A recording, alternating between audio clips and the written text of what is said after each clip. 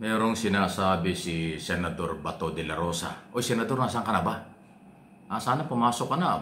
Tuloy-tuloy ang sweldo mo. Bakit nung hindi na ba pag-usapan yung warrant of arrest, ang sipag mo Bigla ka ngayon nawala. Tapos ngayon biglang lumutang, di umano, meron kang statement. Nag-forward pa sa akin na para bang hinahanapan mo ang oposisyon na Liberal Party, Piklawan-Dilawan. Bakit daw tahimik? Aba, bakit naman sila mag-iingay? Hindi naman sila anti-Marcos. Sila ay kasali sa sumusuporta laban sa korupsyon. Pero sa tamang pamamaraan. Hindi demonstration. Ang kanila, malalimang investigasyon. Sinusuportahan nila ang investigasyon ng Blue Ribbon Committee. Sinusuportahan nila ang galaw ng Ombudsman, ICI, at Department of Justice. Nasa tamang proseso. Kasi matatalino, matino, na politiko at leader ang mga oposisyon na Liberal Party, Piklawan-Dilawan, Mr. Senator Bato. Huwag mong hahanapan silang bakit tahimik. Anong gusto mo? Sumama sa mga Duterte supporters ang Piklawan?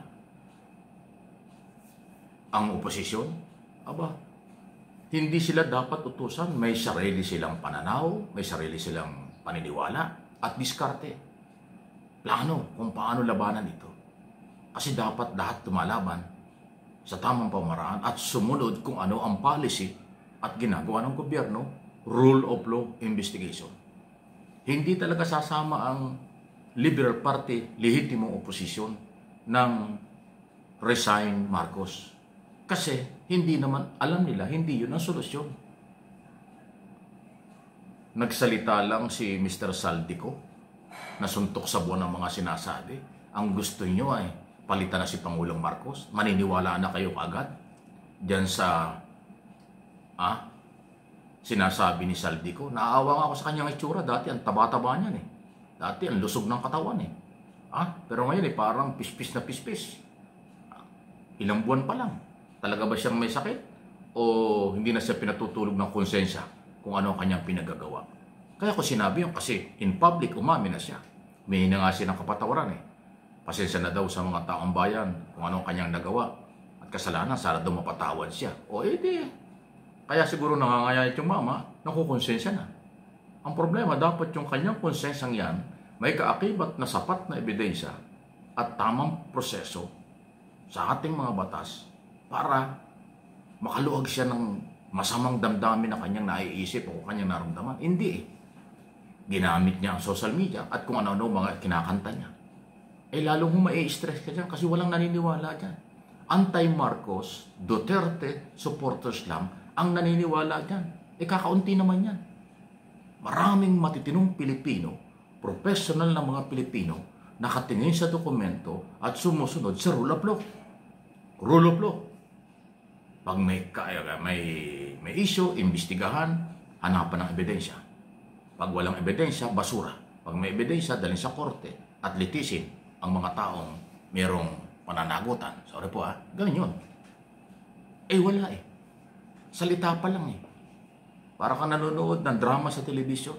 Araw-araw may kadugtong, araw-araw may episode. Pwede samantalang bilyon-bilyon umano.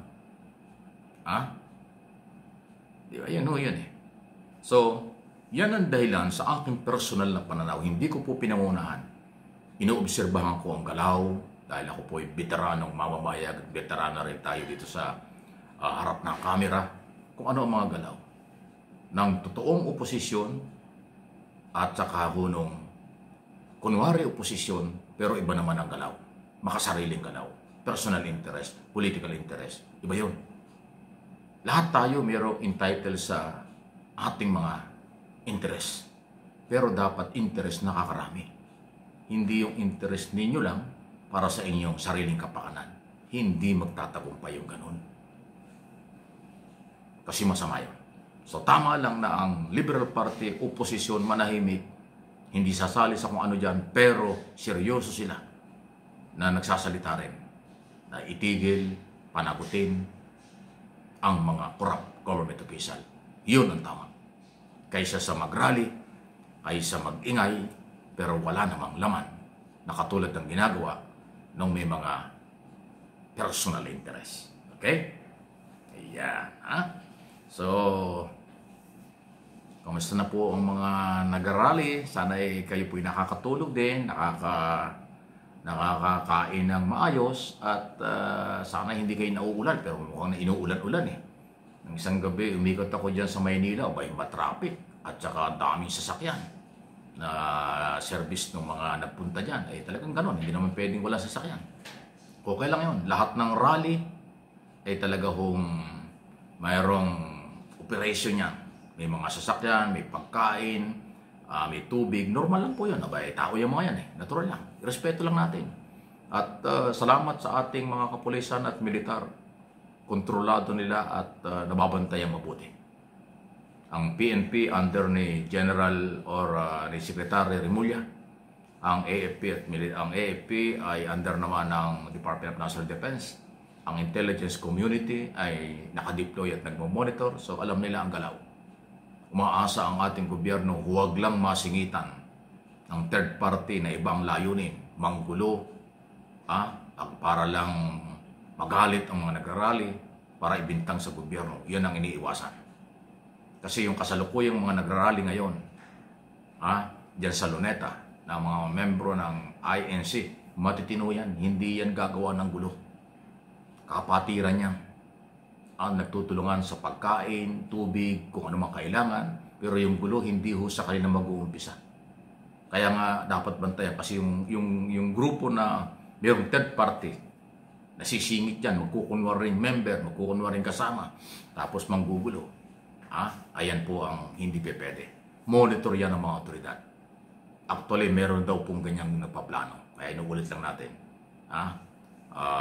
Lahat ng mga kinaukulan ay maging mapagbantay. Bantayan nyo ang hanay nyo. Lalo na pagka medyo gabi. Kasi 3 araw, ilang araw itong mga rallying ito. At parte ng kalayaan, karapatan ng kahit na anong grupo. Okay? So ingat lang po tayo. Tuloy ang buhay. Kung hindi kayo kasali sa rally, naghanap buhay, sige, tuloy ang trabaho. Kung kayo estudyante, tuloy ang pag-aaral. Walang problema. Yan ho ang kailangan natin. Huwag tayong sumali doon sa hindi nyo alam kung hindi nyo gaanong alam kung anong issue. Baka maguyo kayo. Huwag kayong pumunta sa rally kung hindi nyo alam ang issue. Di ba? Di bale yung sa INC, organize yan. So, disiplinado ang mga tao dyan. Alam nila ang issue dyan. Pero yung mga ibang rally sa EDSA at kung saan-saan dyan, na sumasakay lang, nagpapagulo lang, nagpapadami lang ng views, nagpaparami lang ng subscriber, huwag na tayo masyadong papapaniwala dyan. Manggagamit lang po yan. Doon tayo sa totoo. Ang bansang ito ay ating pagmalasakitan. Ang bansang ito ay mahalin natin. Sumunod tayo sa pagpapatupad ng batas. Managot ang dapat managot kung mayroon sapat na ebidensya. Ang mga naninira nang gagamit sa isyong ito, huwag niyong tangkilikin. Suriin niyo mabuti. Sigurado ako, meron lang interes yan. Kaya nag-iingay kung sino man yan. Please like and share ng ating mga video.